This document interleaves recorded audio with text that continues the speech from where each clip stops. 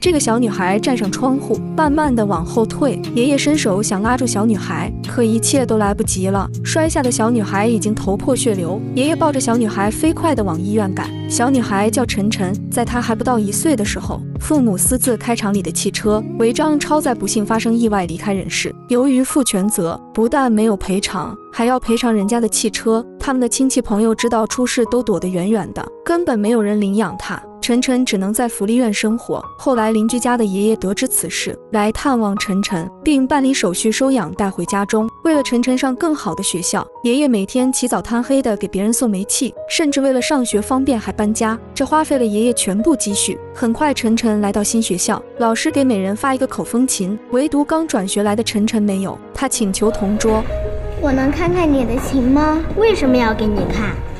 我爷爷喜欢听曲子，我想弹给他听。那你自己去买。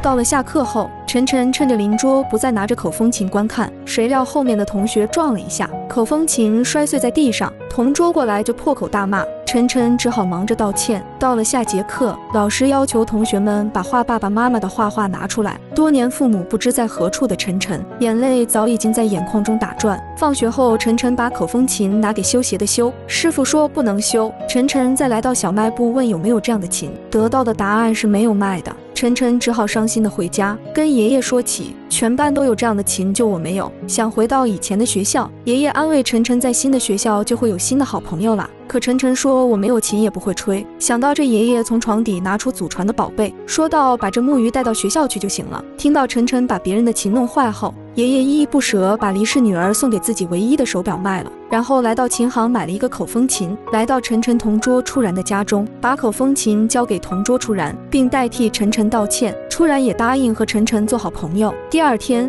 晨晨拿出木鱼，顿时间全班同学开始嘲笑他。到了上课时间，外国朋友来到晨晨班级参观，同学们吹起口风琴，晨晨敲着木鱼。外国朋友看在眼中，产生不少好奇，来到晨晨身边敲了敲木鱼，并要求和晨晨合照，然后送给晨晨一块幸运石，希望这幸运石给带来幸运。同学们对晨晨的幸运石羡慕不已。最后晨晨把幸运石送给同桌初然，两人从此形影不离的好朋友。这天，老师布置家庭作业春游记，周日爷爷带着晨晨去云龙山。虽然年纪大，爷爷走起路来步步艰辛，但还是坚持陪着晨晨走下去。当交作文后，晨晨的作文得到老师重点的表扬，晨晨念着自己的作文，超好的文采得到同学们的大力鼓掌。很快到了学校的文艺演出，晨晨上学前叮嘱爷爷记得下午过来学校看演出。很快下午的演出开始，久久等不来爷爷的晨晨着急的四处观望，但他不知道的是，爷爷在去往学校的途中摔倒了，他被送到医院抢救，终于醒了过来。医生告知爷爷得了冠心病，并得了早期的阿尔兹海默症。得知此消息的爷爷为晨晨着想，每天接晨晨上下学，教他自己买早餐。放心不下的爷爷在不远处紧紧盯住，放学后都要求晨晨自己洗衣服。路人看到都议论纷纷。意外的这天发生了，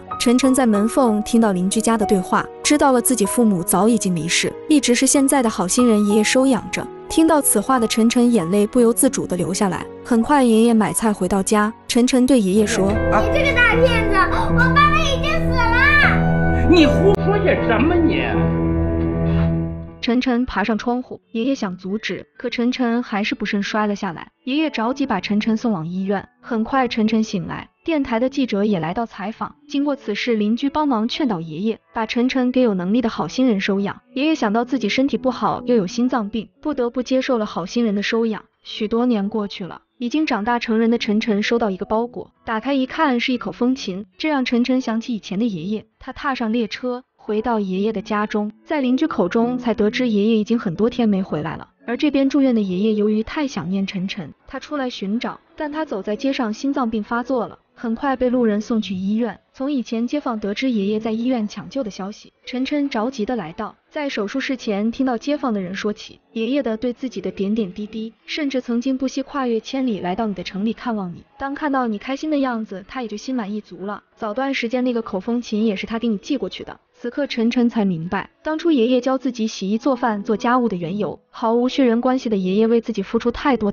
了。听完此话的晨晨早已经泣不成声。上天并没有出现奇迹，医生出来，很遗憾，我们已经尽力。